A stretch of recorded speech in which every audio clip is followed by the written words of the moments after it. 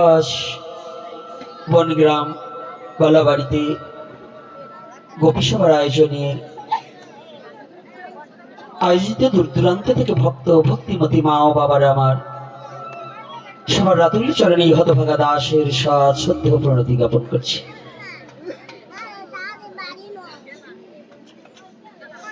তাই যারা আজ এই গোপীসভায় দূর দূরান্ত থেকে ছুটে এসেছে,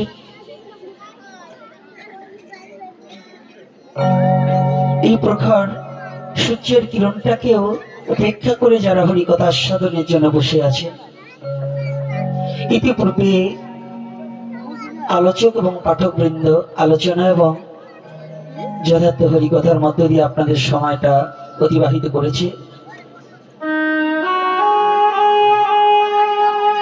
দেশকাল পাত্র এই তিনটা বিষয়ের উপর নজর রেখে আলোচনা করলে আমাদের বোধহয় এগিয়ে যাওয়া সম্ভব নয়। একটা দেশ, একটা কাল আর একটা পাত্র।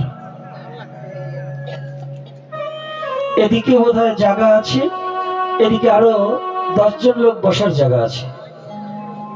আমরা বোধহয় এদিক ওদিক না দাঁড়িয়ে এখানে এসে বসতে পারি। কোন দেশে? এক দেশের গালি আর এক দেশের বলি। ইতিপূর্বে আমার বাবা চৈতন্য চরিতামৃত থেকে একটু হিংস দিয়েছে, চৈতন্য চরিতামৃতে প্রবেশ করতে পারি, একটু হিংস দিয়েছি। আগে আমাদের গ্রন্থের সম্বন্ধে একটু পরিচয় হয়ে তার পরবর্তীতে গোপীসভার যে মূল কার্যক্রম, কেন এটার নাম গোপীসভা, কেন এ ব্যাপারে আমরা পরে আলোচনা করি। আর আমার নিহার রঞ্জন কীর্তনিয়া মহাশয় এমন এক জায়গা মারছে ধাক্কা, গোলামে পইরাছে টেক্কা, ওটা সম্বন্ধে পরে আলোচনা করবো। কারণ রাগাত্মিকা ভজনের কথা তো, তাকে যদি দাঁত না গজায়, দাঁত গজানো ছাড়া ব্যক্তিকে কলই ভাজা খেতে দিলে সে যেমন খেতে পারে না, আমরা আগে হাঁটতে না শিখে যদি দৌড় খেলা খেলতে যাই তাহলে মাজা ভেঙে যাবে। এর কারণ হচ্ছে, আমি আগেই বলছি, দেশ কাল পাত্র। পাত্র তৈরি না করে কেরোসিনের পাত্রে ঘি রাখলে তাহা যেমন আস্বাদন করা যায় না, কর্মিকবিহীন রাগমার্গের কথা আলোচনা করলে তাহা গ্রহণযোগ্য হয় না। তাই যেখানে প্রশ্ন করেছে, এটা আমাদের আগে গ্রন্থ সম্বন্ধে একটু পরিচিতি হয়নি। সেই গ্রন্থটা মানে আমরা গলিহত জীবিত, সনাতন ধর্মে অগণিত, কেউ বলছে নবলক্ষ গ্রন্থ, তাই না? এ কথা সত্য। নব মানে নয়, নব মানে নূতন, নূতন নূতন লক্ষ্য করে। ভাগবতের কত হাজার শ্লোক? ভাগবত বক্তা এখানে অনেকেই আছে, পাঠকগণ মেলা আছে। ভাগবতের কত হাজার শ্লোক? হ্যাঁ, এটাও সত্য। আবার আমি যদি বলি 4টা শ্লোক ভাগবতের, হ্যাঁ, এখন কোনটা অবমাননা করবেন? শ্লোক কিন্তু আমি যে দুটো বলছি দুটোই আমি প্রমাণ দিয়ে দেবো। তাহলে আদি ভাগবতের 4টি শ্লোক, চতুর্শ্লোকী ভাগবত হচ্ছে আদি ভাগবত। আগে কুসংস্কার গুলোকে দূর করার লক্ষ্যে তো আপনারা বনগ্রামবাসী আমার অনেক পূজনীয়, কারণ আমার শৈশব জীবনে অনেকটা কাটিয়েছি এখানে। যখন আজকে কালীগঙ্গার শ্রীরাম সাধু তখন আসেনি, তখন ছোট্ট টিনের ঘর, তখন ওখানে কফি পর্যন্ত লাগিয়েছি আমার হাতে। না মিথ্যা বলেছি বলুন? শ্রীরাম সাধু যখন এসেছে মুড়ি পর্যন্ত ভেজে দিয়েছি, কাঁথা কাপড় কেচে দিয়েছি। এটা আমার শৈশব জীবনে কাটানো জায়গা তো, এই জন্য এদের কাছে আমি চিরকৃতজ্ঞ। কারণ একদিন হয়ে আর দুদিন হয়ে এই বনগ্রামের ভাত তোমার পেটে আছে। আমি অকৃতজ্ঞ নই। অকৃতজ্ঞতা যে সেবার উপরে অকৃতজ্ঞতা মানে স্বীকার না করে সে অকৃতজ্ঞ। আর অকৃতজ্ঞের কোনো ধর্ম হয় না। কি বাবা হয়? মিথ্যাচারিতার কোনো ধর্ম হয়? হয় না। তাহলে এই মিথ্যা সত্যকে আমি ঢাকতে পারবো না। এজন্য এই জায়গাটা আমার অনেক স্মৃতি বিজড়িত আছে। সেই সুবাদে আজকে চেনা কিছু, চেনা কিছু আছে না। কিছু লোক তখন কলেজ জীবন ছিল, তারা এখন অনেক চাকরিজীবী হয়ে সম্মুখে আসছে, আমি তাদের চিনি না। আবার কিছু ছেলেরা এখন যুবক হয়ে গেছে, আমি তাদের চিনি না। আবার কেউ চেনা ছিল, পরিবেশের কারণে এখন অন্যরকম হয়ে গেছে, তাও চেনা বদনখানা অচেনা হয়ে যাচ্ছে। তাই সেই সুবাদে আজকে আমার আনন্দ লাগছে, তারপরে দুটো কথা না বলেই পারছি না। এই ভাগবত আমাদের তিনখানা গ্রন্থ, অগণিত গ্রন্থ সনাতন ধর্মী। এই 18,000 শ্লোকের মধ্যে যে ভগবানের লীলা সমাপন, যে বলে তার মতো মূর্খ এই বিশ্ব জগতে নেই। এটা মূর্খের কথা যে 18,000 শ্লোকের বাইরে ভগবানের কোন লীলা নেই, এটা মূর্খের কথা। অনন্ত কৃষ্ণের নাম, অনন্ত মহিমা, নারদাদি ব্যাসদেব দিতে নারেশি। তাহলে যেখানে ব্যাসদেব সীমানা দিতে পারেনি, আর আমরা যদি বলি এই 18,000 শ্লোকের মধ্যেই ভগবানের লীলা সমাপন, তাহলে মূর্খ ছাড়া কি আমি কিছু? কি বাবা?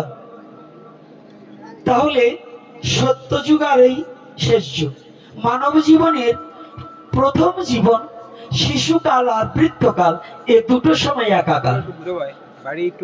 আর সনাতন ধর্মের 4টা যুগ, সত্যযুগ আর কলিযুগ একাকার। কি করে? চতুর্শ্লোকী ভাগবতের প্রথম শ্লোকখানা, হরের নাম হরের নাম হরের নামেই জীবনম। হরি নামই আমার জীবন, হরি নামই আমার জীবন, হরি নামই আমার জীবন। এটা কিন্তু অন্য কেউ বলেনি। এই ভাগবতীয় কথা, ভাগবতের পরম্পরা নিয়ে আমরা টানাটানি করছি। এই দীক্ষার পরম্পরা নয়, ভাগবতের পরম্পরা নিয়ে টানাটানি করছি। এই ভাগবত সর্বপ্রথম নারায়ণ বলেছিলেন ব্রহ্মাকে, ব্রহ্মা বলেছিলেন নারদকে, নারদ বলেছিলেন কিঞ্চিত ব্যাসদেবকে। সেই ব্যাসদেব সেই 4টা শ্লোককে ব্যাসকুট শ্লোক সহ পুনঃ আবৃত্তি করে লেখক গণেশ, রচয়িতা ব্যাসদেব। এজন্য 18,000-এর রূপ নিয়েছিলেন। ব্যাসদেব কিন্তু একখানা গ্রন্থ লেখেনি। ব্যাসদেবের যত গ্রন্থ, লেখক ছিলেন কে? গণেশ। এজন্য যত দেবতা আছে, দেবেদেব মহাদেব, মহাদেবের পূজার আগে গণেশের পূজা করে নিতে হবে।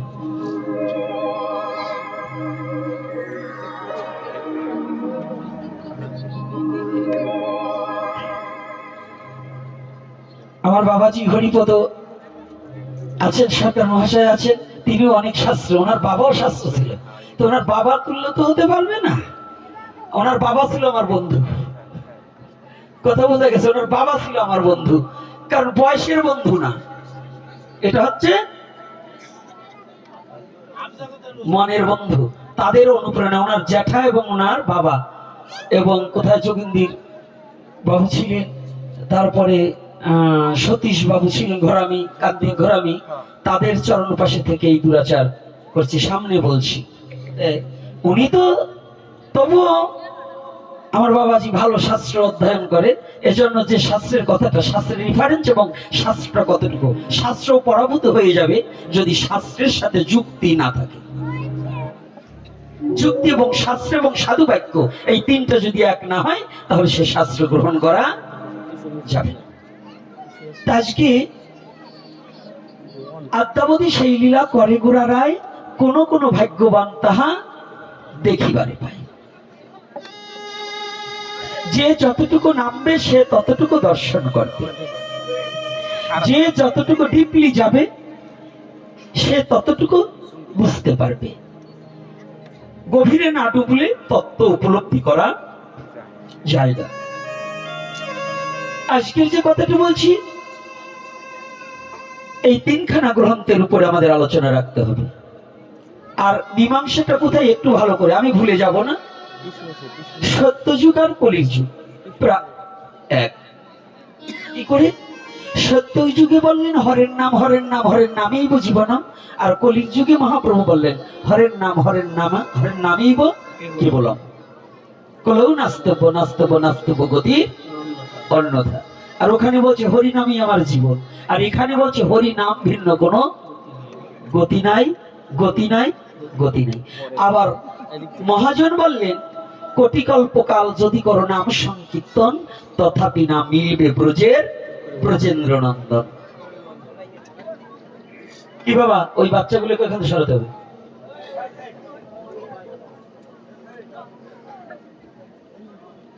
হরি কথা শুনতে হলে স্থির চিত্তে শুনতে হবে। আর আজকে আমাদের অনেক সময় আছে, আজকে আমার কিছু ভালো জ্ঞানী ব্যক্তি দর্শন করছি, আমার মতো মূর্খ নাই। আমি তো মূর্খ, হরি কথার আর কি জানি। তথাপি আজকে সময় লস করবো না দেখে বন্দনার দিকে যাইনি, ওই শুধু প্রণাম মন্ত্র দুটো বলে আমার আত্মবিনয় পরিত্যাগ করেও আপনাদের, কারণ জানা বাউনের পইতে লাগে না, তাই আপনারা আমার সম্বন্ধে আপনাদের কাছে আর কি উপস্থাপনা করবে এই মূর্খের কথা। তথাপি তাহলে দেখুন, সত্যযুগে বললেন হরিনাম আমার জীবন, আর কলির যুগে বললেন হরিনাম ভিন্ন জীবের কোনো গতি নেই। তাহলে দুটো যুগ একাকার কিনা? রাধে রাধে বাবু, একাকার হয়ে গেছে না? আচ্ছা, মানুষের শিশুকাল আর বৃদ্ধকাল।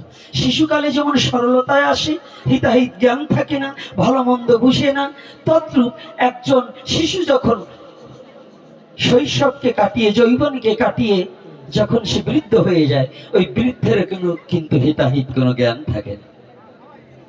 তাহলে শিশুকাল আর বৃদ্ধকাল যেমন একাকার হয়ে যায়, সত্যযুগ আর কলির যুগ একাকার। তার মধ্যে সনাতন ধর্মে চারি যুগের মধ্যে শ্রেষ্ঠ কলির যুগ। কোন যুগ? কলির যুগ। চারি যুগের শ্রেষ্ঠ হচ্ছে কলিযুগ। নিহার বাবার প্রশ্নের উত্তর একটু পরে হবে, আগে না, কারণ প্রশ্নের উত্তর ওখানে এমন একটা জায়গায় দিয়েছে, এত তাড়াতাড়ি ওখানে ঢুকতে গেলে কাজ হবে না, ব্রেনে কাজ করবে না। কারণ সবাই তো পাকা ভক্ত নয়, আমার মতো কাঁচা ভক্ত তো আছে। এজন্য সব সময় প্রেম তত্ত্ব, এজন্য বলছি নিত্য সিদ্ধ কৃষ্ণ প্রেম কবু সাধ্য নয়। নিত্য সিদ্ধ কৃষ্ণ প্রেম কবু সাধ্য নয়। এই কলিহত জীব সহজে গোপী হবার চায়, এত গোপী হওয়া সহজ নয়। মুখে বললেই গোপী হওয়া যায় না। শাখা সিঁদুর পড়লাম আর চুরি পড়লাম আর শাড়ি পরে আমি গোপী হয়ে গেছি, তাতে কোনোদিন গোপী হওয়া যায় না। অসীম বলে গোপী ভাব জীবনে হলো না লাভ। হরি নামের মালা নিয়ে সারা গ্রাম বলে হাইটে বেড়াইলে জপ করলেই ভক্ত হওয়া যায় না, ওটা শয়তানও হয়। সাধু শয়তান আর শয়তান সাধু দুই প্রকার আছে। শয়তানের তে যদি সাধু হয় প্রণাম মহম, তাকে প্রণাম করতে হবে, তাকে ভালোবাসা দিতে হবে। তার পূর্বের স্বভাব পরিত্যাগ করে সাধু সঙ্গে এসেছে, তাকে ভালোবাসতে হবে। এটা আমার সনাতনী শিক্ষা। আর যদি সাধু শয়তান হয়, ওটাকে বাড়িতে বাড়িয়ে নামাই দিতে হবে, কারণ ওর দ্বারা আরো সাধু সমাজের কলঙ্ক হবে। কি কষ্ট পাচ্ছেন নাকি আমার কথায়?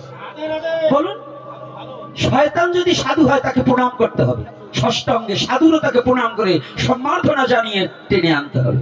আর সাধু যদি শয়তান হয়, ওটার মাইরের আগে রাখতে হবে, কারণ ওর দ্বারা আমার সমাজ, জাতি, ধর্ম এই তিনটাই কলুষিত হয়ে যাবে। কয়টা হবে? রাধে রাধে। সমাজ, জাতি, ধর্ম এই তিনটাই কলুষিত হবে আমার দ্বারা, তাহলে আমার এই পৃথিবীতে বেঁচে থাকার কোনো অধিকার নেই। যদি হাতে ক্যান্সার হয়, ওই রোগীকে জীবিত রাখতে হলে এই হাতের উপর থেকে কেটে দিতে হবে, নাকি? ডাক্তার মশাইরা কি বলেন? ডাক্তার যারা আছে কি বলেন? এবং যারা শিক্ষক ভদ্রলোক মন্ডলী, কি ক্যান্সার যদি আঙুলে হয়, হাতের পাঞ্জাটা কেটে দিয়েও যদি রোগী বাঁচানো যায়, তাহলে কেটে ফেলতে হবে। তদ্রূপ সমাজের পয়জন যারা আছে, এই পয়জন ঝেড়ে ফুলে শুদ্ধ সনাতনকে প্রতিষ্ঠিত করতে হবে, তাহলে একমাত্র এই সনাতনী জাতির মুক্তি হবে, তা না হলে হবে না। আমার কথায় কিন্তু কষ্ট হবে, আমি জানি কষ্ট পাবেন, কিন্তু কষ্ট পেলেও আমার কিছু করবার নেই। মহাপ্রভু যাহা বলাচ্ছেন তাহাই বলছি, আমার ইচ্ছায় বলছি না।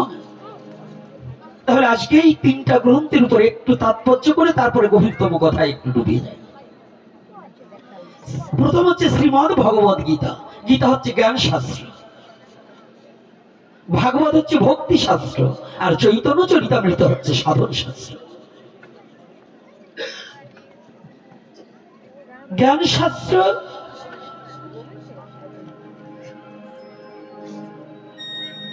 অর্জুন জিজ্ঞাসা করলেন, ভগবান এই বিশ্ব জগতে কত রকমের ভক্ত আছে, কোন ভক্ত তোমার কাছে শ্রেয়? প্রিয় নয়, কথাটা একটু গুরুতর, কথাটা একটু ভালো করে গভীর দেশে ডুবাতে হবে। প্রিয় নয়, শ্রেয়। দেখুন ভগবান কৃষ্ণ চমৎকার উত্তর দিলেন, জ্ঞানী ভক্ত আমার স্বামী শ্রেয় না, জ্ঞানী ভক্ত আমার শ্রেয়, শ্রেষ্ঠত্ব।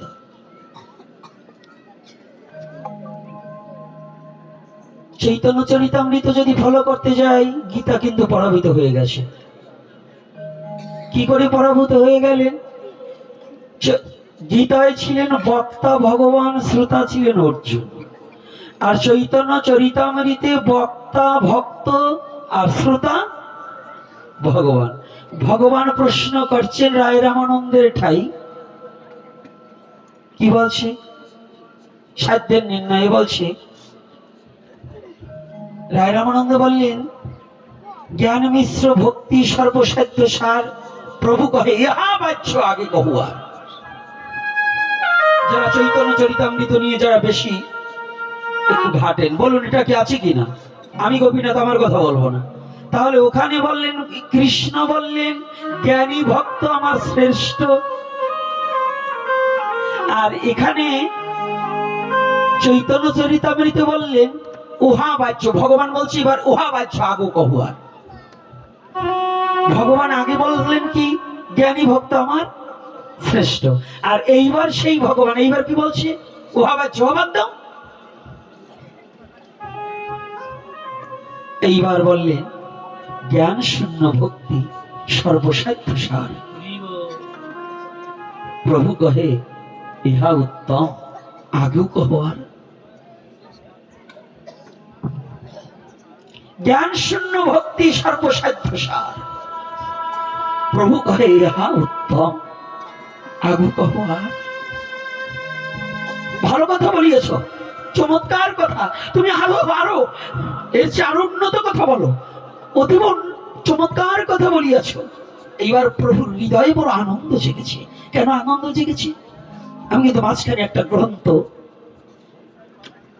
প্রণাম করে রাখলাম, কোনটা? ভাগবত। ভাগবত কি? ভক্তি শাস্ত্র। এই জন্য ডক্টর মহানাম ব্রত ব্রহ্মচারীজি বললেন ভাগবত ভক্তি শাস্ত্র সার করো অবিরত। ভাগবতের সিদ্ধান্ত মোতাবেকই আজকে আমার নিহার বাবা যে কোশ্চেন করেছে,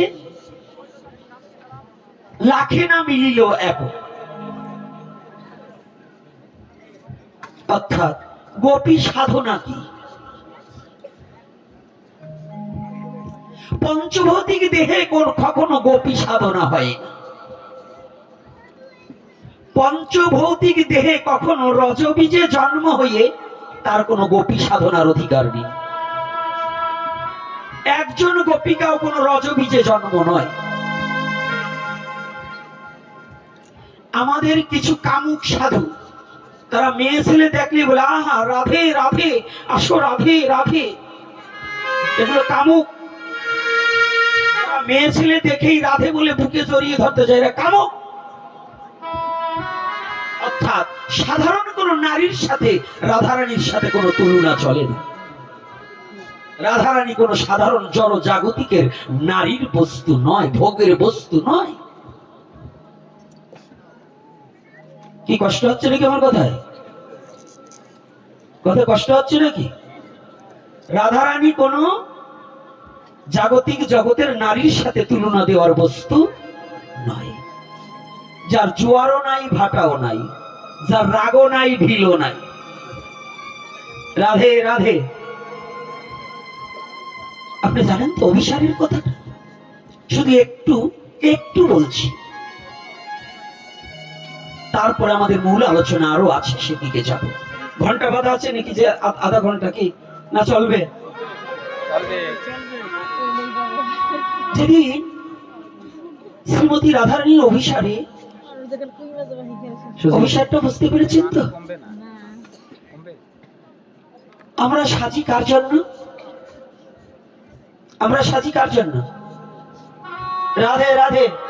এই যে যারা সেজেছেন, অনেক লোক আমরা অনেক মায়েরা বাবারা সেজে আসি, এটা কিন্তু কাম চরিতার্থ প্রবৃত্ত বাড়াইবার নিমিত্তে আমাদের সাজা। একটু ভুল ফুলাপ করবো, একটু লিপস্টিক নেব, হ্যাঁ আমি সাজলে পরে মাথার কাপড় ফেলে রাস্তা দিয়ে বাজার দিয়ে মেলা বাজার হাঁটবো, অন্য সামলারা আমাকে দর্শন করে একটু ভালো বলবে, একটু মস্করা করবে, এই জন্য সাজি। কিন্তু আমার স্বামীকে আনন্দ বর্ধন করার জন্য তো আমি সাজছি না। একটা পুরুষ বিভিন্ন রঙের পোশাক পরে যাচ্ছে অন্য নারীকে খুশি করার জন্য, কিন্তু ভজন দ্রষ্টা বললেন তুমি যে একজন নারীকে পরাভূত করার জন্য, আকর্ষিত করার জন্য তুমি সাজছো, তুমি নিজেও তো একটা ভজনের জগতে নারী রূপ ধারণ করতে হবে, স্বভাব নারী হয়ে তোমার পতির জন্য তোমার সাজতে হবে। তুমি কি সেই সাজটা জীবনে একবার সেজেছো?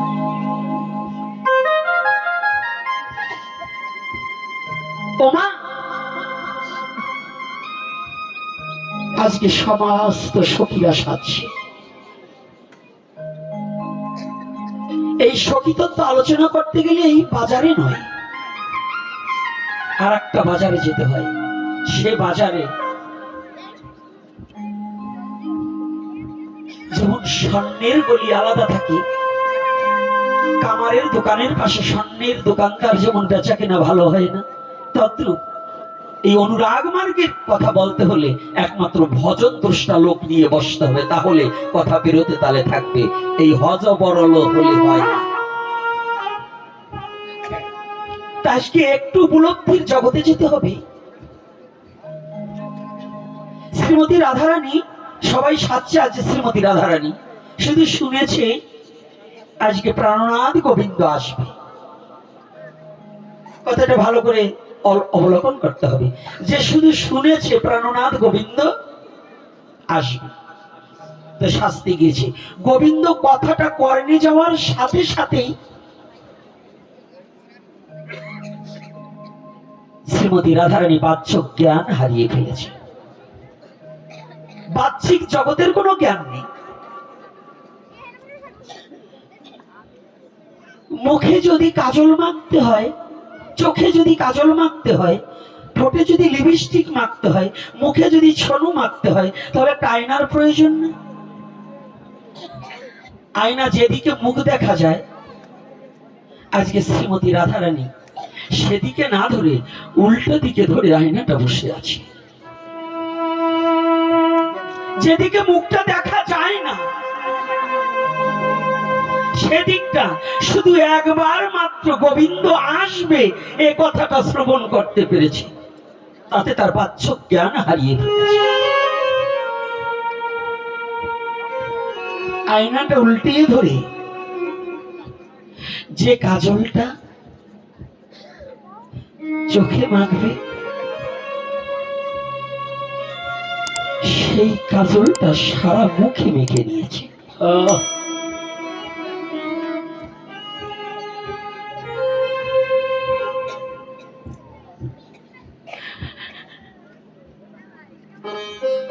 যে আলতাটা পায়ে দেবে, সেই আলতাটা অন্য জায়গায় লাগিয়ে দিয়েছে। শুধু একবার শুনতে পেয়েছে আমার প্রাণনাথ গোবিন্দ আসবে।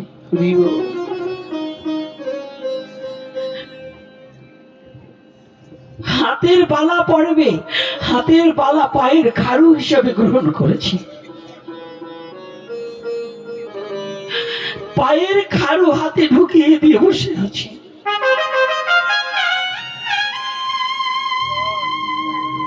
জানো মা, এই বিশ্ব জগতে যদি সত্যিকারের ভগবানকে কেউ ভালোবাসতে পারে, যদি জীবনে কোনো জীব একবার গোবিন্দকে মন খুলে মনের মলিনতা দূরীভূত করে শুদ্ধ চিত্তে গোবিন্দকে কেউ চিরজন্মের মতো ভালোবাসতে পারে, সে জীবনে কোনোদিন ঘরে থাকতে পারে না। সে জীবনে কোনোদিন ঘরে থাকতে পারে না।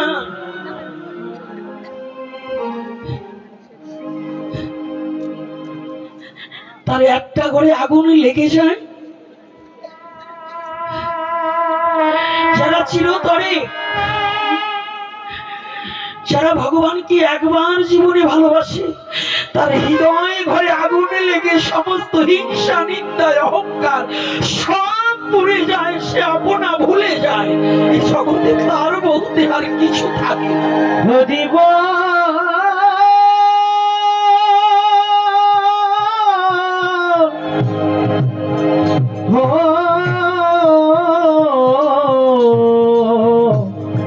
হরিব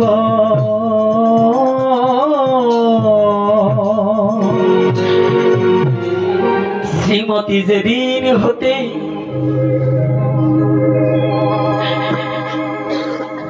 আমার প্রাণ গোবিন্দের আগমন বার্তা শুনি পৃথিবীতে শ্রীমতী যেদিন এসেছিল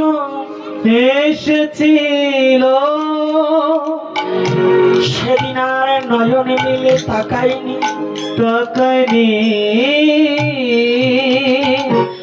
শ্রীমতী সেদিন বলেছিল, গোবিন্দ হে গোবিন্দ আমার এই নয়নে তোমার বদন ছাড়া আর কিছু দর্শনে করিব না।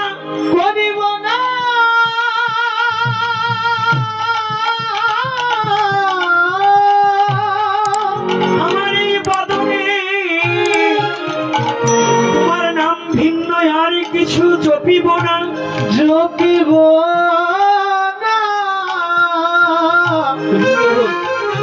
আমার অধানে তোমার নিবেদিত প্রসাদ ভিন্ন আর কিছু গ্রহণ করিব না। আমার কর্ণ কুহুরে যেন গোবিন্দ নাম ভিন্ন আর কোন নাম শ্রবণ না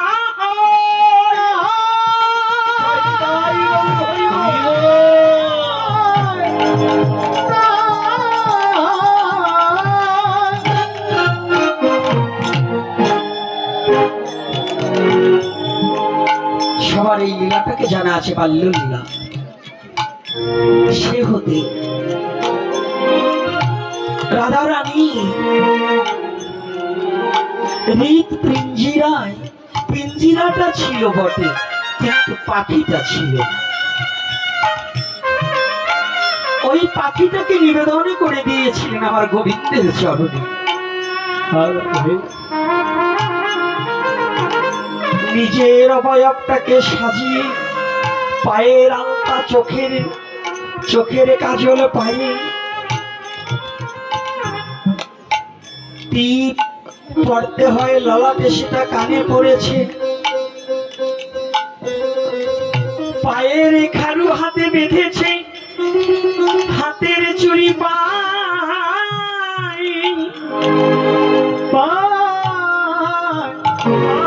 আজ গোবিন্দ তোমার হলেন বলে শ্রীমতী গৃহ ছেড়ে যখন বাহিরে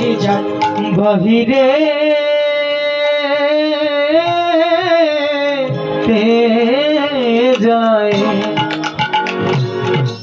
সতীগণ সঙ্গে করে শ্রীমতী রাধা রানী জিভায় আমার প্রাণনাথ গোবিন্দ বসে আছে।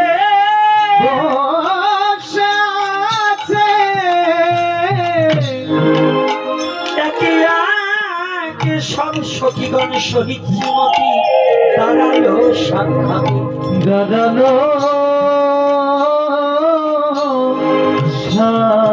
সাক্ষাতে। সবার বদন পানি আমার গোবিন্দ তাকিয়ে দেখতে পায়, সবাই সেজেছে আপনি আপনি, সবাইকে চেনা যায় কিন্তু শ্রীমতীর অবয়বখানা চেনা যাচ্ছে না। যে জিনিস দিয়ে সাজে তার বিপরীত সাজ সেজেছে। আমার গোবিন্দ একটু হেসে দিয়েছে। শ্রীমতী বললেন, গোবিন্দ তুমি হাসলে কেন? রাধে, তুমি কি একটিবার তুমি আয়না ধরে দেখেছো? হ্যাঁ দেখেছি। সখীগণ তোমরা একটিবার দেখো তো। সখীরা এত সময় তাকায়নি, এত সময় পিপাসা ছিল, এই ভালো করে জানবে, এত সময় পিপাসা ছিল আমরা কৃষ্ণ দর্শনে যাব। কেউ কারো বদনের দিকে তাকাতে শোভা পাই, সময় পাই। কৃষ্ণ প্রেম এত বড় আকর্ষণ যে একবার ব্রজ গোপীগণ শুনেছে কৃষ্ণ দর্শনে যাবে, কেউ কারো দিক তাকাবার সময় নেই। বলি তো, আমাদের জাগতিক জগতের যত মাই আছেন, যত মালা তিলক নিরামিষ খান না কেন, পারবেন তো? বলুন, সত্য করে বলুন। আমরা যতই নিরামিষ খাই, এত 23 বছর ধরে, 35 বছর ধরে, 50 বছর ধরে সাধু হয়েছি, 60 বছর ধরে সাধু হয়েছি। একজন ব্যক্তি বলুন তো, যে ব্রজ গোপী এবং ব্রজঙ্গনাদের যে স্বভাব ছিল আমাদের মধ্যে, কার মধ্যে সেই স্বভাবটা ফুটে উঠেছে বলুন? একজনও নেই, লাখে না মিলিল। এখন 1 লক্ষ ভক্তের মধ্যে একজন এমন আছে কিনা তাও সন্দেহের বিষয় আছে।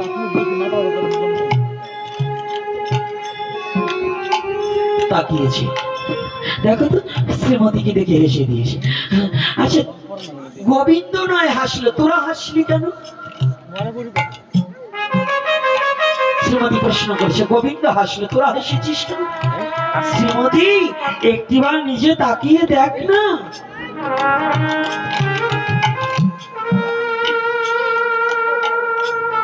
শূন্য থালার মধ্যে জলটা পরিপূর্ণ করে বলছে, শ্রীমতী একটিবার তাকিয়ে দেখতো। রাধে রাধে। শ্রীমতী নিজেকে দেখে নিজে চিনতে পারছে, নিজেকে দেখে নিজে হারিয়ে যাচ্ছে। কে? একে আমি। শ্রীমতী দুটি চোখে জল ছেড়ে দিয়েছে। গোবিন্দ,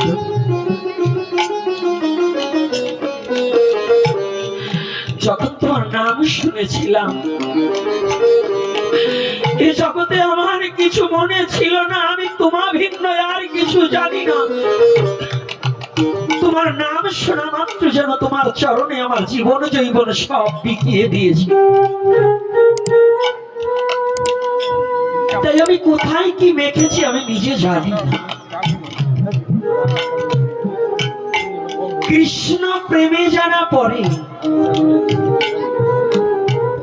কামের প্রেমে যারা পড়ে, একটা যুবক একটা যুবতী দেহ সম্ভোগের লালসার পরিপাকে প্রেম বলে বিশ্ব জগতে প্রচার করে, সে তার 16 বছর যে মা বাবা প্রতিপালন করলো, যে মা 10 মাস 10 দিন গর্ভে ধারণ করলো, তাকে পরিত্যাগ করে একটা ছেলের প্রেমের নেশায়, কাম চিত্তে দেহটাকে ভোগ করার লালসে সে যদি তার মা বাবাকে অস্বীকার করে চলে যেতে পারে, আর গোবিন্দ প্রেমে পড়লে পরে সে পৃথিবীর সব পরিত্যাগ করতে পারে যদি গোবিন্দকে ভালোবাসা যায়।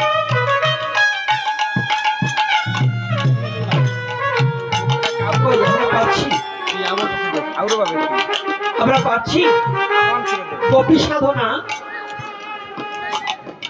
নিজেকে সমস্ত ভাবে আত্মসমর্পণ করা, তাহাকে বলছে গোপী সাধনা। আর গোপী হওয়া নিজের। এই জন্য ভাবুক বলছে, এ জগতে তোমায় পাই না কেহ, থাকতে সুখের লেশ, আছে আমার বলতে যাহা কিছু, তুমি সব করে দাও শেষ। যতদিন পর্যন্ত আমার আমিত্ব, অহংকার, হিংসা, ক্রোধ, লোভ, পরনিন্দা পরচর্চা না যাবে, ততদিন পর্যন্ত ব্রজ প্রেম উপলব্ধি করা সম্ভব নয়। শাস্ত্রজ্ঞ হতে পারেন আপনি, বিদগ্ধ আলোচক হতে পারেন, পণ্ডিত হতে পারেন, পণ্ডিত আর ভক্ত এক নয়। পাণ্ডিত্যের বিচার দিয়ে ভক্ত হওয়া যায়, কি যায় নাকি? দাদা পাগল বাবা সারা জীবনটা তো দেখছি গ্রন্থ অধ্যয়ন করতে করতেই গেল। ওই যে আমার রাধা কীর্তনীয় বাবা একজন আছে, অনেক শাস্ত্র, এবং বিশেষ করে দেখি বাবা কথা বললেই হরিভক্তি বিলাসের উপর কথা বলে বেশি। যে হরিভক্তি বিলাস, হরিভক্তি বিলাস কিন্তু ভক্তি মার্গের গ্রন্থ নয়। হরিভক্তি বিলাস হচ্ছে সিদ্ধান্তের গ্রন্থ, নাকি বাবা? সিদ্ধান্তের গ্রন্থ হরিভক্তি বিলাস। হরিভক্তি বিলাস কিন্তু ভক্তি মার্গের গ্রন্থ নয়, আইন গ্রন্থ হরিভক্তি বিলাস। এই হরিভক্তি বিলাস কেন নাম জানে? কি বলবো, একদিনের পার্টি 1-1.5 ঘন্টায় আমার সবার প্রচার করবো না, এই হরি কথা বলবো। আজ সমাজকে গঠন করা মূলক দুটো কথা বলবো। আজকে বেশি প্রশ্ন করবেন না, কারণ আপনাদের প্রশ্নের জন্য আলাদা।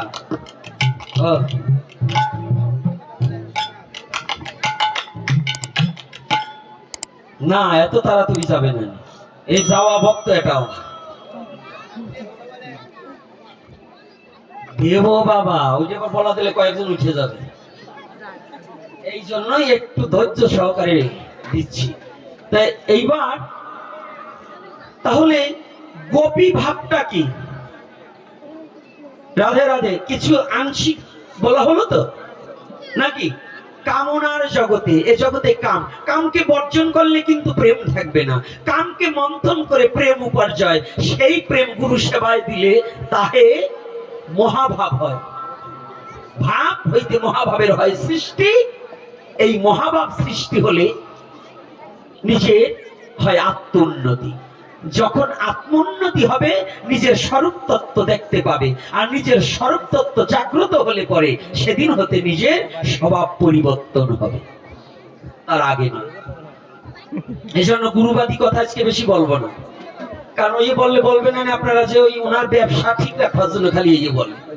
এই গুরুবাদী কথা আমি আজকে বলবো না, এটা বলবো পরে। আবার যদি কোনোদিন আপনাদের কাছে আসি সেদিন এই ব্যাপারে প্রশ্ন করবেন। আজকে সামনে বসে কোনো কথা বলবো না, ওদিক নেই যে কথা বলবো। এখন তোমাদের কোনো কথা নেই, আগে শোনো। তাহলে আজকে দেখুন, আমি পূর্বে যে কথাটা বলছি সে কথাটার উপরে একটু আলোকপাত করি। এই আমার নিহার বাবার কথার উপরে একটু টাচ দিয়ে গেলাম। আজকে গোপী সভা মানে কি? আমার নাম গোপী না, আর ওখানে হলো গোপী সভা। এই গোপী সভা একটা নামকরণ করতে হয়।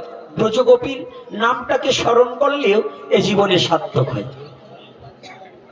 এজন্য এই সভার নামকরণ আমি করিনি, আমার ছেলেরা করেছে গোপী সভা।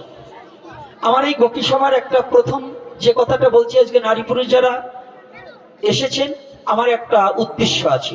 সেই উদ্দেশ্যটা হচ্ছে, আমার সনাতন ধর্মের মধ্যে মত পথ সৃষ্টি করে করে বিভিন্ন বর্ণবাদ এবং মত সৃষ্টি করে সাধুতে সাধুতে দলাদলি, পাবলিসিটি দলাদলি, মতে মতে দলাদলি, এবং সন্ন্যাসী সন্ন্যাসী দলাদলি, গাইরস্থ সাধুতে দলাদলি, এবং ও ঋষি, ও মুসি, ও কামার, ও সাহা, ও ব্রাহ্মণ, ও কায়স্থ, ও অমুক, এইটাকে নির্মূল করার জন্য আমার এই সভা সৃষ্টি। এবং বিভিন্ন জায়গা আমার যারা শিষ্য হবে, শিষ্যত্ব গ্রহণ করবে, যারা আমাকে যারা গুরু রূপে গ্রহণ করবে, তাদের সমস্ত এইটার আওতাভুক্ত থাকা যাবে না।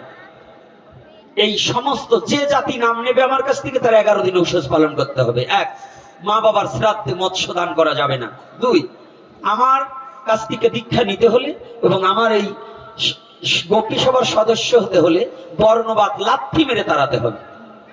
2, কে গৌরীয়, কে বাবাজি, কে গোস্বামী, কে ওই ইস্কনের দীক্ষিত, কে গৌরীয় মঠের দীক্ষিত, কে কাশিমপুরের দীক্ষিত, আর কে প্রণবানন্দ মঠের দীক্ষিত, কে ওরাকান্দের দীক্ষিত, এইটা হবে না। আমার এখানে আসতে হলে আমি সনাতনী এই হিসাবে আসতে হবে। আমার এই সবার নিয়ম হচ্ছে আমি সনাতনী। কি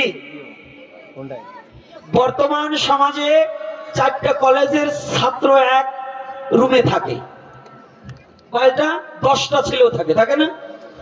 আপনাদের পাশে যারা গরু পোষেন, যারা আইরি গরু পোষেন, আইরি গরু চেনেন তো? হ্যাঁ না, আমি অত বড় দামরা বলবো না, আইরি গরু চেনে নাকি? আইরি গরু 7টা 8টা পালেন একজন বাবা, এক ঘরে থাকে না। বর্তমান সমাজে আমাদের আইরি গরু চেয়ে আমার মতো সাধুদের সমাজ নষ্ট বেশি। অর্থাৎ 10টা আইরিয়া গরু এক গোয়ালে থাকতে পারে, একজন মালিকের কথায় 10টা আইরিয়া গরু ভাত ঘাস খায়, খড়কুটা খায়, কিন্তু আমার সনাতনী সমাজে 5টা সাধু এক ঘরে থাকতে পারে না।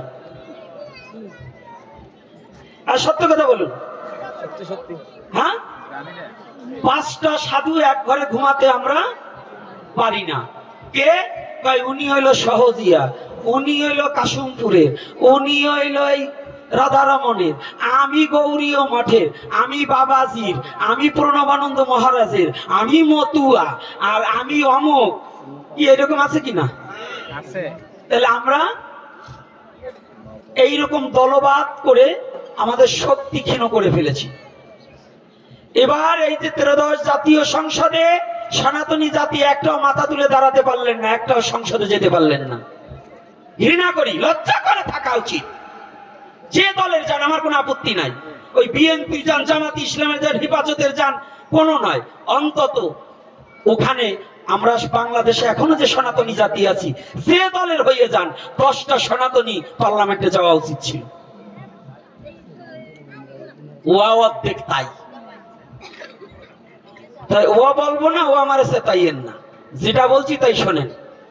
তাহলে আমাদের উচিত ছিল কি, পার্লামেন্টে না গেলে আপনাদের কথা কেউ শুনবে না, শুনবে। আর যদি 10টা পার্লামেন্টে সনাতনী থাকতো, একজন তো দুটো কথা বললে আজ বিশ্ব জানতো, জানতো কি না? এটার কারণ কি? এটার মূল অবক্ষয় হচ্ছে আমরা সনাতনী একতাবদ্ধ নই, সনাতনী একতাবদ্ধ নয়। আমি কোন দলের হয়ে কাজ করি নাই, আমি কোন রাজনীতি নেতার সাপোর্ট দিয়ে কথা বলি না। আমি গোপীনাথ কথা বলি আমার জাতির সাথে, আমার সনাতনের সাথে। আর সনাতন ধর্মে জন্মগ্রহণ করে যারা নিজের জাতীয় টান নাই, ওর জন্মের ঠিক নাই। যে নিজের স্বজাতি চিন্তা করবে না, যে নিজের জাতির প্রতি টান থাকবে না, নিজের স্বধর্মের প্রতি টান থাকবে না, বুঝবে ওর এক বাপের জন্ম না। অতটাই কষ্ট পান। কিন্তু আমার এই কুরামিন আমি দেবই, আমি এই কুরামিন দেবই। তাহলে আজকে আমরা যারা এসেছি, মায়েরা এবং বাবারা, আমার গোপী সভার নিয়ম হচ্ছে শুধু আমার দীক্ষিত যারা তারাই গোপী সভা পাবে তা নয়। আমার গোপী সভাটা শুধু আমার একার নয়, এটা আপনাদের। এই গোপী সভার নিয়মে চললে আমরা সাধুরা যারা আছি, যে যে মতের আছি, একত্রিত হতে হবে।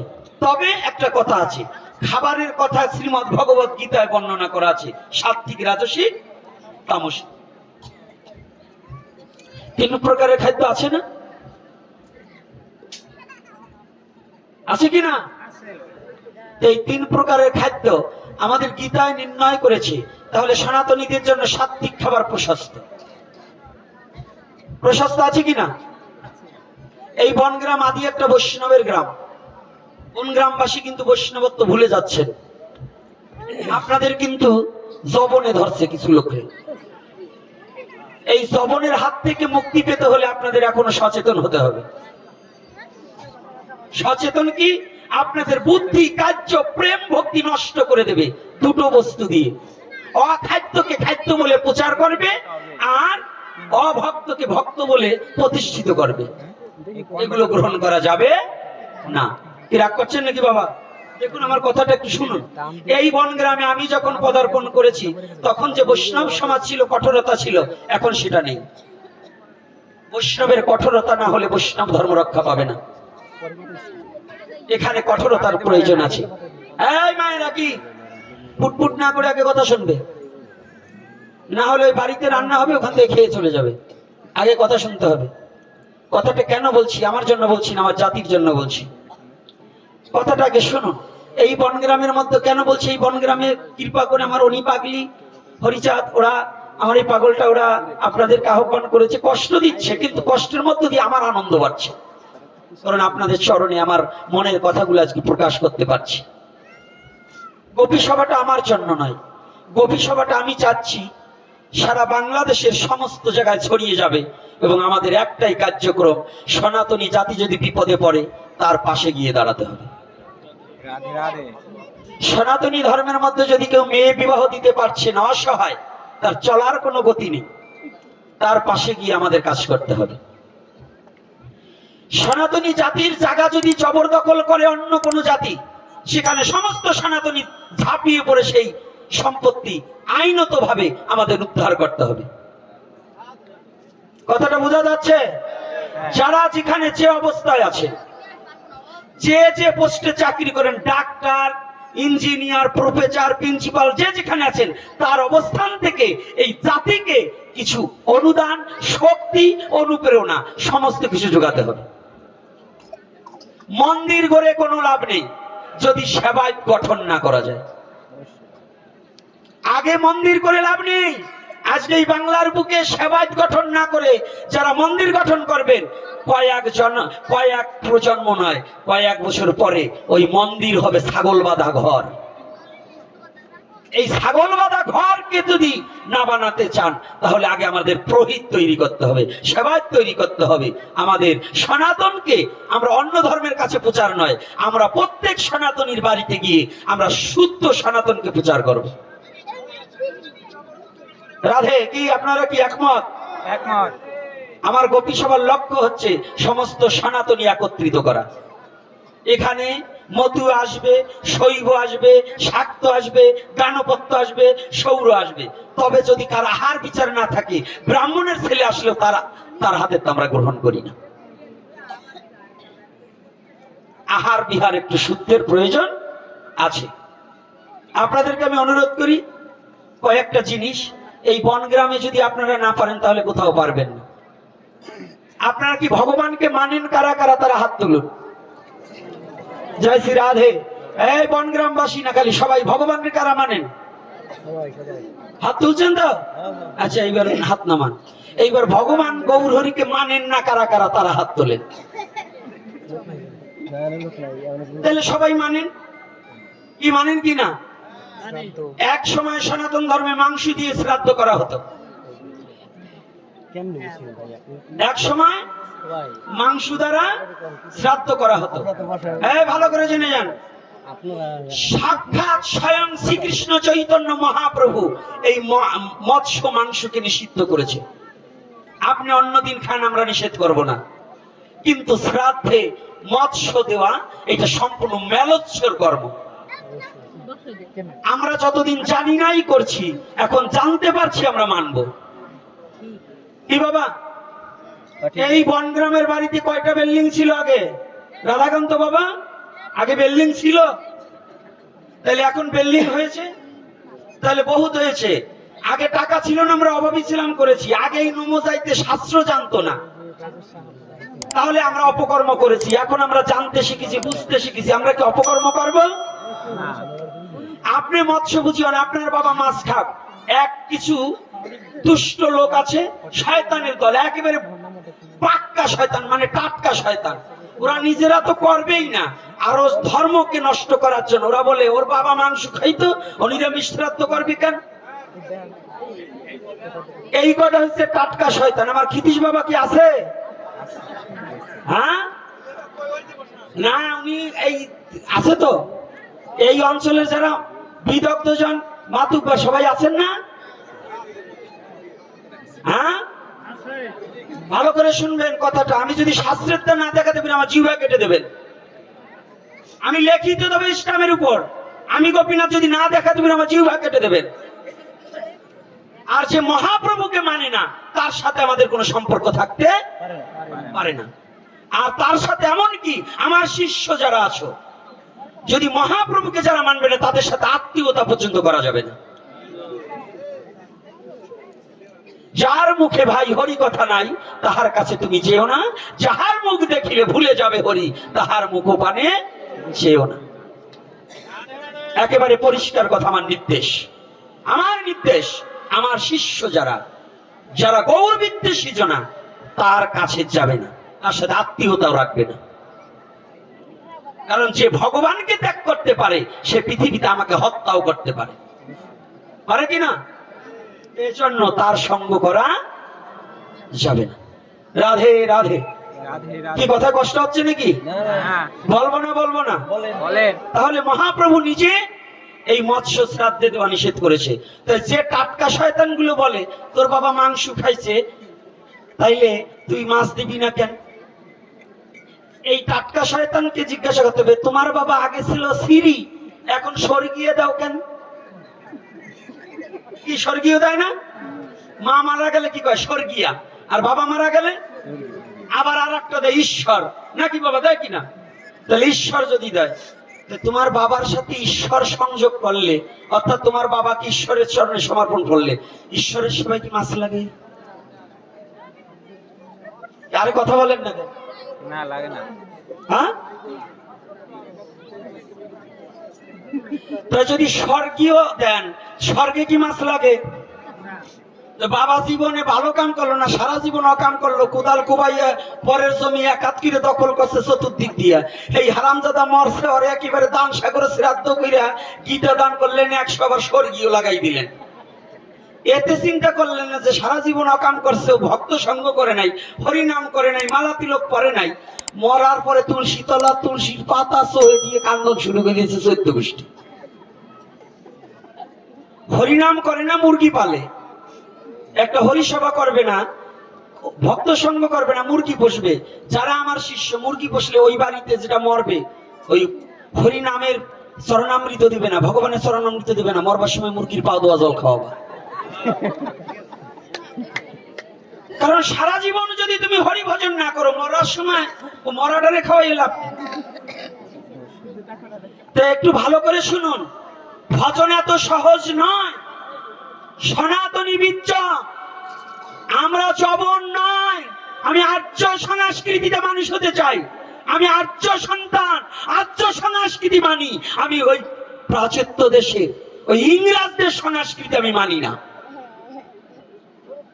আমি অমৃতস্ব পুত্রয়া, আমরা অমৃত ধাম থেকে এসেছি, সেই অমৃত ধামের কথা বলতে হবে, অমৃত ধামের সিদ্ধান্ত মেনে নিতে হবে। সেই অমৃত ধামের সিদ্ধান্ত কি? আজকাল এক গ্রুপ বেরোইছে, কয়েক গাছেও তো ডাইল হয়, তো মুসুরির ডাইলও যা আর মুগের ডাইলও তো তা, ও গাছে হয়, ওর সাথে আর মাছের সাথে সম্পর্ক কি? কি বলবো নাকি? আপনারা কি বলেন? এরকম এক গ্রুপ আছে না, বলে না? আমার সুভাষ বাবু মাথায় আটকা, কি হয়েছে? মাথায় হাত দেওয়া চলবে না। আজকে মাতুপাড়ি বাবারা যে কয়টা আছে, এই কয়টারে এই গ্রাম পরিষ্কার করাইতে হবে। কারণ আমার ক্ষিতীশ বাবা, আমার সুভাষ বাবা, আমার বঙ্কিম বাবা, যারা যারা আছে, এই গ্রামের যে কয়জন মাতুব্বর আছে, হয়তো আমার প্রশ্নের উত্তর দিতে হবে, না হলে যেটা শাস্ত্রীয় সিদ্ধান্ত মাইনে নিতে হবে। কি এই মারা কি বলেন? না বড় মাছের পিস দেখলে হুশ হারাই যাবে।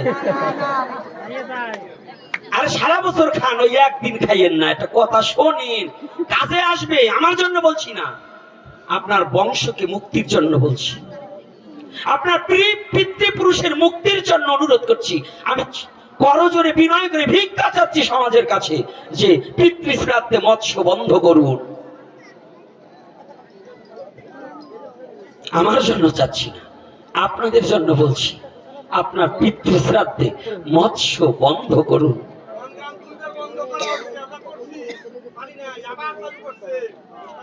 আগে শুনুন, যারা বলেন মুসুরির ডাল গাছে হয়, মুগের ডালও গাছে হয়, এর সাথে কি হয়?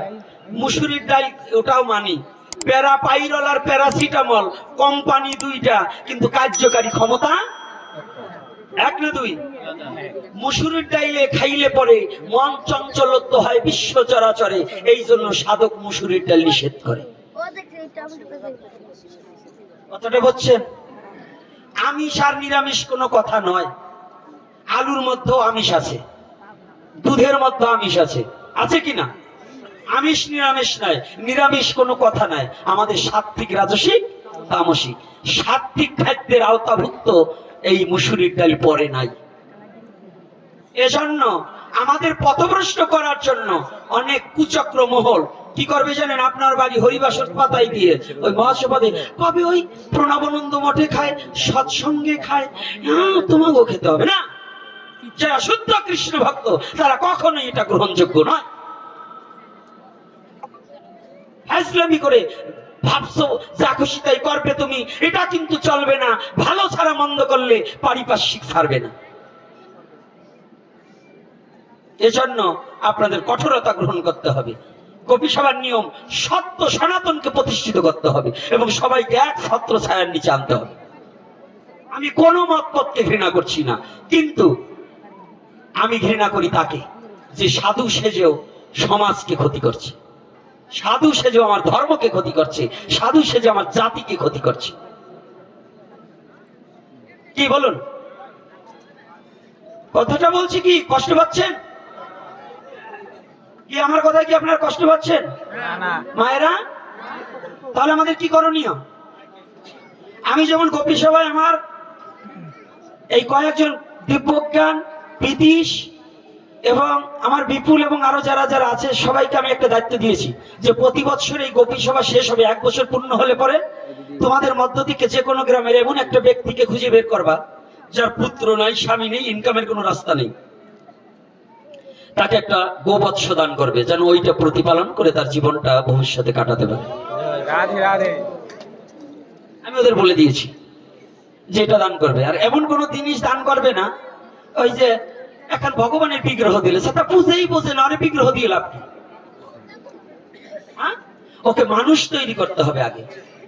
আগে তোমার ওই মালা তিলক বেশি করে দিয়ে ধার্মিক তৈরি করে দিলে ওরা ব্যবসা পাতায় নেবে।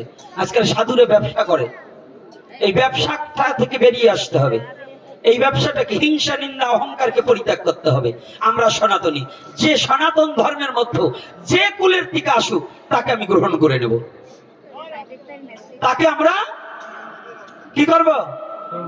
গ্রহণ করে নেব। কিন্তু আমাদের গোপী সভার মূল লক্ষ্য হচ্ছে সনাতনের জাতির স্বার্থে আমাদের কাজ করতে হবে। বলো না গো রাধে রাধে রাধে।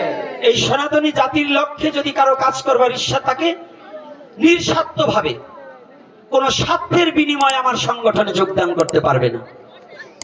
নিঃস্বার্থ ভাবে যদি কেউ পদ পজিশন পাওয়ার লালসায় আসতে চায় তাকে আমি চাই না। তুমি কর্ম করে যাও, পদ পজিশন তোমাকে ডেকে নেবে। বলো না গো রাধে রাধে। পদ পজিশন তোমাকে টেনে নেবে। এই মায়েরা কথা বলবে না, ভালো করে শুনুন। এই গোপী সভার নিয়ম আমার শিষ্যদের আমি বলে দিয়েছি। দীক্ষার সময় আমার এখন করাদমে নির্দেশ, যারা 2 আঙ্গুল বিলাসপুরে 2 আঙ্গুল বর্ডারের বিলাসপুরে রাস্তাঘাটে যাবে ওইখানেই তারে পিটাবো। পরিষ্কার। সনাতন ধর্ম কোনো জানোয়ারের ধর্ম নয়, সনাতন ধর্ম কোনো বেবিচারীর ধর্ম নয়। সনাতন ধর্ম হচ্ছে শুদ্ধ সাত্বিক সনাতন ধর্ম। পৃথিবীতে যাহা কিছু আছে তার মধ্যে শ্রেষ্ঠ হচ্ছে সনাতন। পৃথিবীতে যাহা কিছু আছে তার শ্রেষ্ঠ হচ্ছে সনাতন। এই সনাতনকে কলুষিত করা যাবে না।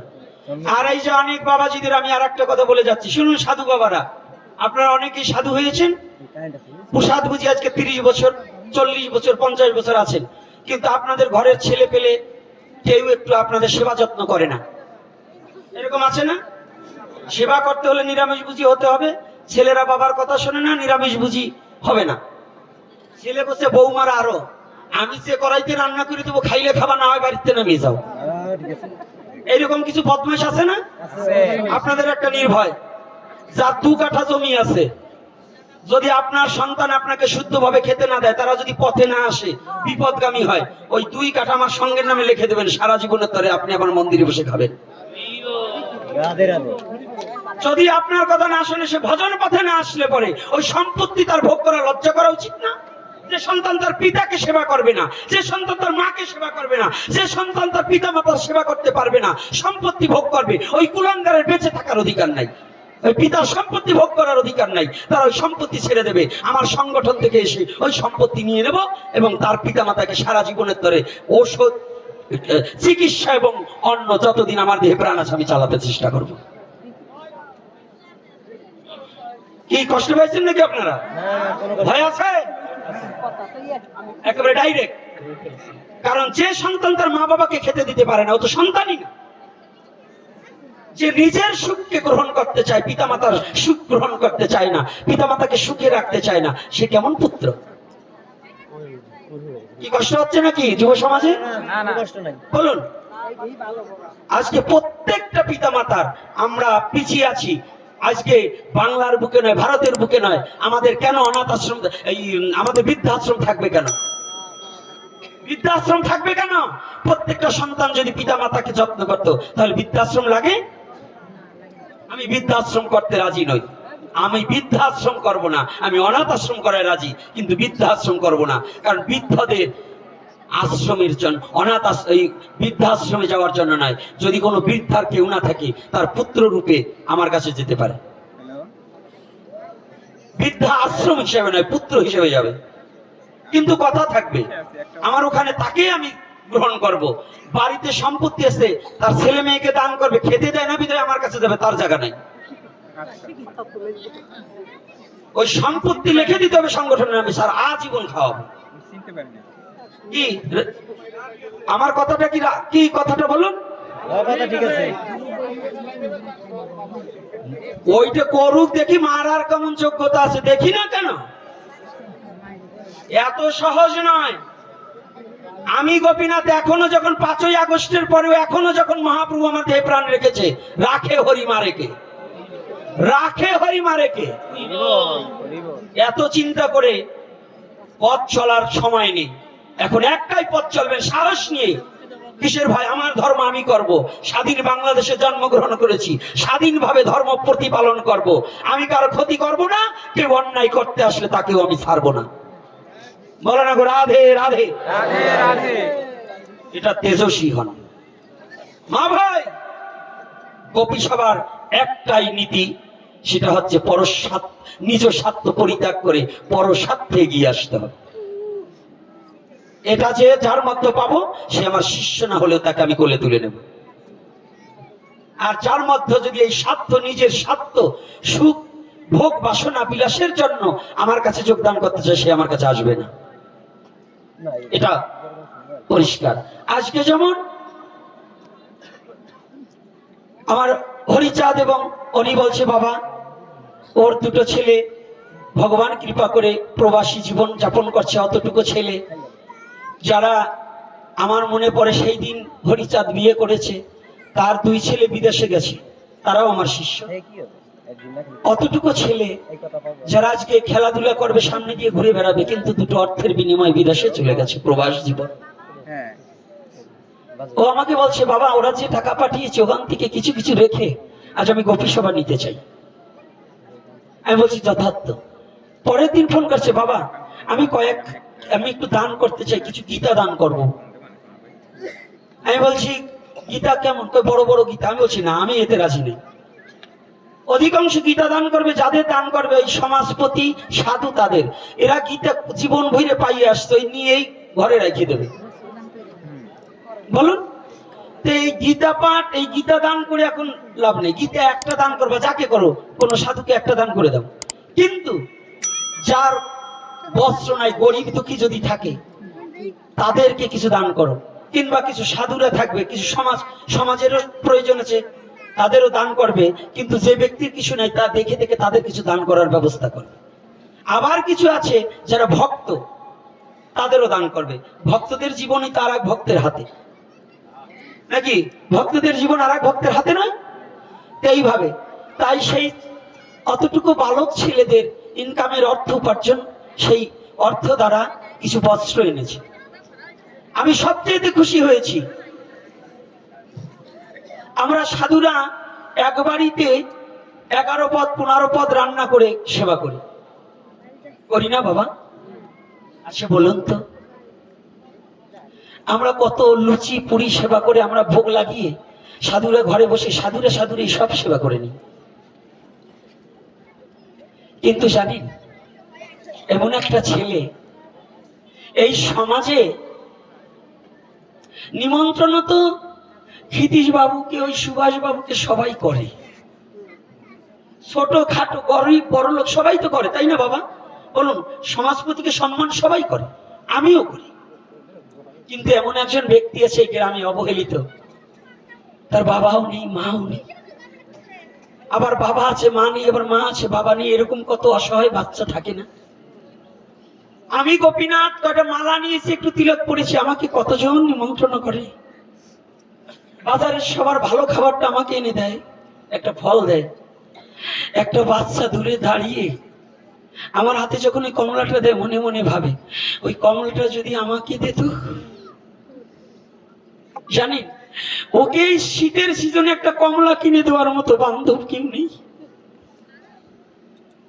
আমার মতো গোপীনাথকে ফল কেজিতে কেজিতে কিনে দেওয়ার মতো অনেক ভক্ত আছে, অনেক ছেলে মেয়ে আমার আছে, কিন্তু ওই বালকটাকে দেওয়ার মতো কেউ নেই। জানি এমন একটি বৃদ্ধ আছে, ছেলে ছিল, অকালে ছেলে দুটো পিতার আগে প্রাণ হারিয়েছে। ওই বৃদ্ধ বাবার হাতে কেউ কিছু দেয় না, আমরা তো স্বার্থপর। আমি সাধু হয়েছি, ঘরে বসে বসে ভালো খেলাম, কিন্তু বাইরা একটা জিনিস দেই না, আমার খুব কষ্ট হয়। হানে নিঠুর সমাজ। এই কি সাধুতা? এই কি বৈষ্ণবতা? এই কি ভক্তির লক্ষণ? আমি ঘরে বসে খেলাম, 1 কেজি পোলার চাল 6 জনে না খেয়ে, ওই 1 কেজি পোলার চালের টাকা দিয়ে মোটা চাল, কন্ট্রোলের চাল 2 কেজি এনে একটু খিচুড়ি রান্না করে যদি আমরা 15 জন খেতে পারি, তাহলে এই 15 জনে খাওয়াটাই যথার্থ। আমি মোটা চাল খাওয়ার জন্য প্রস্তুত, তবু আমার সমাজ, আমার জাতি যেন না খেয়ে না থাকে। ওই অবহেলিত সমাজ যেন উঠে আসে। এই অবহেলিত সমাজের ছেলে মেয়েরা যেন একটু ভালোবাসার সুযোগ পায়। আমার বিপুলকে আমি বলেছি, বাবা ওরা মন্দিরে এবার বিপুল দীপজ্ঞানের প্রীতি আয়োজন করবে, ওরা পুষ্পর্ণের। আমার আর এক ছেলে ওদের কথায় রাজি। বাবা দেবে, দাদারা দিলে আমার কি, আমাদের কি, আপনি বলেন। হ্যাঁ বলেন। আমি বলছি আমি রাজি না, আমি পুষ্পর্ণে রাজি নয়। পুষ্পর্ণ বাদ দিয়ে যদি জাতি গঠনের জন্য কিছু তুমি দান করতে পারো, আমি রাজি। আমি খুদ ভাত খাবো, আমি ফেনা ভাত খাবো, তাতে আমার কোনো দুঃখ নেই, কিন্তু অপচয় করে পুষ্পর্ণ একদিন খাবো, সারা জীবন তো আমি খেতে পারবো না। আমি একদিন না খেয়ে, একদিনের সুখটাকে বর্জন করে আমি মোটা অন্ন খেয়ে, যে পিতিশ আমাকে বাসমতি চাল কিনে দেয়, আমি জানেন আমি একটা ইচ্ছা করে কয়দিন করেছি কি, ও যখন গেছে আমি মোটা চালে ভাত রান্না করে দিয়েছি। বাস্তব সামনে ওর কাছে বলিনি, ও বাড়িতে চিকন চাল খায়, আমি মোটা চালে ভাত রান্না করে দিয়েছি। একটাই কারণ,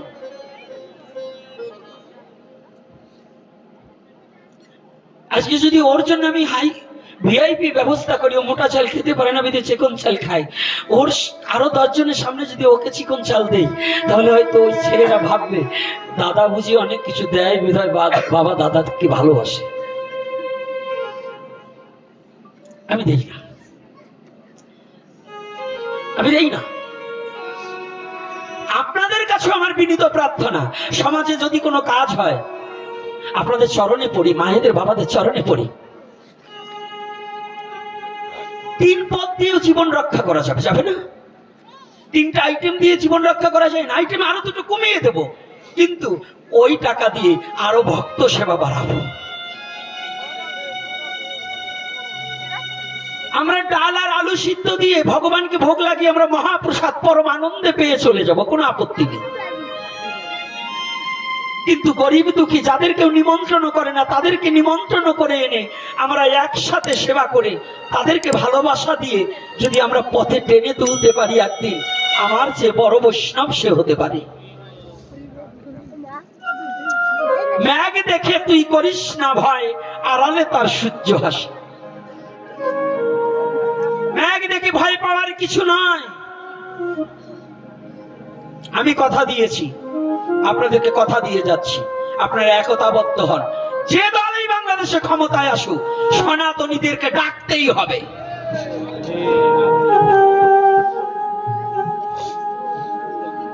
সনাতনী ভোট না পেলে আজকে বিএনপিও ক্ষমতায় যেতে পারতো না। এবার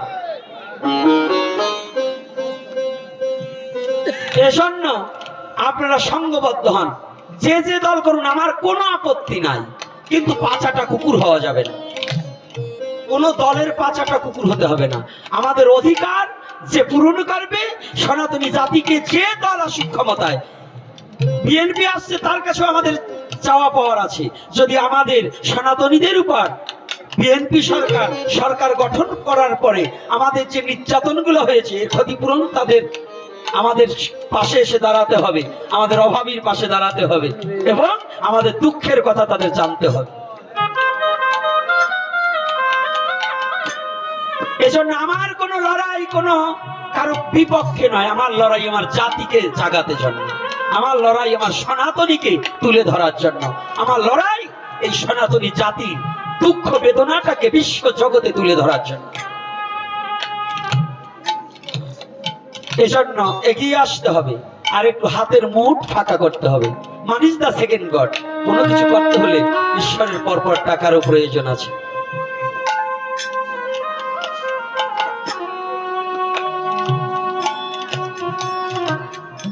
ছয়টা বাজলে ওদিক তো ভোগ হয়ে যাবে, প্রসাদ পাবে। এখনো মনে করাবো না কয়টা বাজে।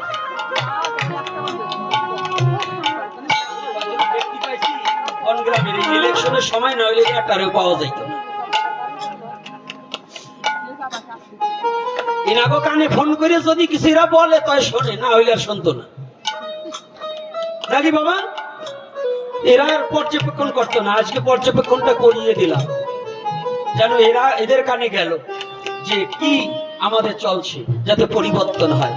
তবে সম্মানী ব্যক্তিকে সম্মান করতে হবে, আর সমাজকে কুসংস্কারকে লাথি মেরে তাড়িয়ে দিয়ে সত্যকে প্রতিষ্ঠা করতে হবে এবং শান্তি প্রতিষ্ঠা করতে হবে। শান্তি প্রতিষ্ঠা করতে হবে, নরনারী সবার ভূমিকা রাখতে হবে। শুধু নরদের নয়, শুধু পুরুষের ভূমিকা নয়, নারীদেরও অগ্রগণ্য হতে হবে নাকি? রাধে রাধে। হরিকথা আরো, হরিকথার সময় আলাদা, আর আমার গোপী সভার মূল লক্ষ্য হচ্ছে সনাতনী জাতিকে জাগানো। কথাটা বলছেন? আমার আসার আগে আলোচনা হবে গীতা, ভাগবত, চৈতন্য চরিতামৃত। তবে প্রত্যেকটা পাঠক যারা নিত্য পাঠক হবে, তোমাদের যার যে গ্রন্থের উপর দেবে এই গ্রন্থের বাইরে আলোচনা করতে পারবে না। যাকে গীতা দেবে সে গীতা পাঠ করবে, যে ভাগবত পাঠ করবে সে ভাগবত পাঠ করবে, যে চৈতন্য চরিতামৃত সে চৈতন্য লীলা থেকে আস্বাদন করাতে হবে। বলো না রাধে রাধে। মনে থাকবে তো?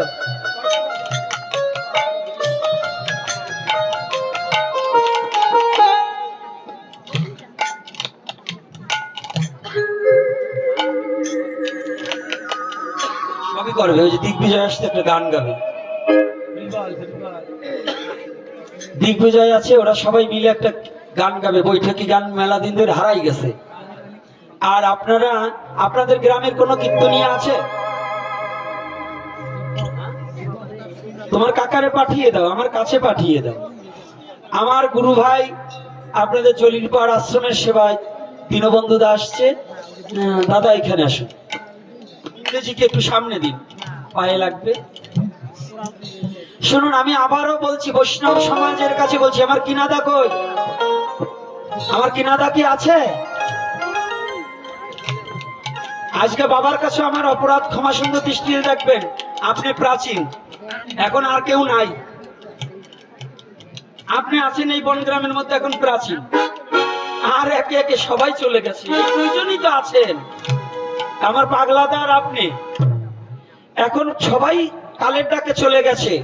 আপনারা বয়স্ক, আমি একটা অনুরোধ করে যাই, এই যে বানিয়াচরের বৈষ্ণব যারা নিত্য বাবা এবং জলিলপাড় বনগ্রাম যারা আসছেন, আমার একটা ম্যাচের সবার চরণে পৌঁছিয়ে দিবেন। আপনাদের কাছে আমার অনুরোধ, বৈষ্ণব সমাজের মধ্যে শুদ্ধাচারী হতে হবে। যে শুদ্ধ আহার করবে তাকে আমরা গ্রহণ করব।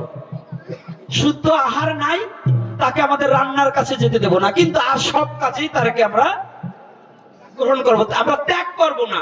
মহাপ্রভু কাউকে ত্যাগ করে নাই। মহাপ্রভু আরো আবর্জনাকে কুড়িয়ে এনে পরিষ্কার করে দিয়েছে। কি পরিষ্কার করে দিয়েছে কিনা? রাধে রাধে। আমরা কাউকে ত্যাগ করব না। আপনাদের কাছে আমার একটা করজোরে, আমি আপনাদের সন্তান এই হিসেবে যদি কোনো অন্যায় অপরাধ করে থেকে আমাকে ক্ষমা সুন্দর দৃষ্টিতে দেখে, আমরা সনাতনী সমস্ত কিছু ভুলে যাব। সব ভুলে গিয়ে নিজের সনাতনকে রক্ষা করতে যা যা করণীয় তাই তাই আমরা করব। যদি এদিকে আপনারা এগিয়ে আসেন, আমাকে ডাকলে পাবেন। কি আমি নয় শুধু, এবার একটা কথা জেনে রাখেন, আমি কোনোদিন ভাবিনি এবার যে আপনাদের আশ্রমে অর্থাৎ গোপাল গোপীনাথ সেবা আশ্রমে যে মিলন মেলা মিলেছিল 25,000-এর ঊর্ধ্বে লোক, ইলেকশন না হলে 40-50,000 কাছাই যেত। তাই সেগুলো দেখুন, এটা কারা অবদান আপনাদের? আপনারা ডাকলেও দূর দূরান্ত থেকে লোক আসবে। এই গোপী সভাটাকে এগিয়ে নিতে হলে আপনাদের সচেতন হতে হবে, আর আপনারাই পারবেন আপনাদের চরণ পাশে রেখে আমাকে বাঁচিয়ে রাখতে। আপনারা যদি স্মরণ না করেন তাহলে আমিও একদিন বেঁচে থাকবো না। তাহলে এই দুরাচারকে কি বাঁচিয়ে রাখতে হলে আপনাদের কর্ম আছে না? এই কর্মটা হচ্ছে এই আপনার সত্যকে প্রতিষ্ঠা করতে হবে। জয় নিতাই গৌর হরি বল। আর কোন সনাতনী যেন বিপদে না ফেলা হয়, আমরা তাকে বিপদ থেকে উদ্ধার করার চেষ্টা করব। রাধে রাধে। এই যে ভাজন দিতে একটা ঘটনা ঘটেছে, যদি চলির পারে ফোন করব, যদি এখান থেকে 2-4 জন জ্ঞানী ব্যক্তি এবং আমিন যেতে হবে। ভাজন দিতে একটা ঘর ঋষি সম্প্রদায় আছে, সেই সম্প্রদায় ওখানে জায়গা জমি নিয়ে একটা হেনস্থা হয়েছে এবং গাছ কেটে রেখেছে। আমি গিয়ে বাধা দিয়ে আপাতত ইলেকশনের পরে আমরা একটু শপথ গঠনের পরেই সেই সালিশ বসবো। আপনাদেরও ডাকলে আপনাদেরও নিঃস্বার্থে একটু ভাড়ার টাকা খরচ করে গেলেও যেতে হবে। কারণ আজকে যদি এখানে আপনারা পরাভূত হয়ে যান তাহলে আর একজনকে গ্রাস করবে। আর এটাকে যদি আমরা দমাতে পারি, আরো 10 জন সচেতন হবে যে হিন্দুর প্রতি অত্যাচার আসলে এখন সমস্ত হিন্দু দাঁড়াতে পারে। কথাটা বুঝতে পারছি? এজন্য কেউ পিছু হটবো না, আমরা সত্যকে ধরে আমরা সম্মুখে এগিয়ে যাব। পারবো না? আজকে একটা গান হবে, আর কিছু বস্ত্রদান, আর 5টা মালা থলি সহ 5টা মালা দান হবে। যদি কোনো স্বেচ্ছায় আসবে, নামগুলো আমি জানি না, ওই পিতিশ দেবে, আপনারা স্বেচ্ছায় গ্রহণ করবেন। আপনাদের চরণে এই বিনীত প্রার্থনা। আর এই কীর্তন শ্রবণ করুন, সাথে সাথে রাধা নাম হবে এবং একটু উদ্দণ্ড নৃত্য হবে। এবং এই বনগ্রামের যুবক বাবারা যারা আছে, হিংসা দূরীভূত করে, আমি খুব কড়া কথা বলি, আমাকে ক্ষমা সুন্দর দৃষ্টিতে দেখে আপনাদের চরণে, সবার চরণে রেখে যেন সনাতনকে আমরা এগিয়ে নিয়ে যেতে পারি, এই আশা ব্যক্ত করে আমার আলোচনা এখানে সমাপন।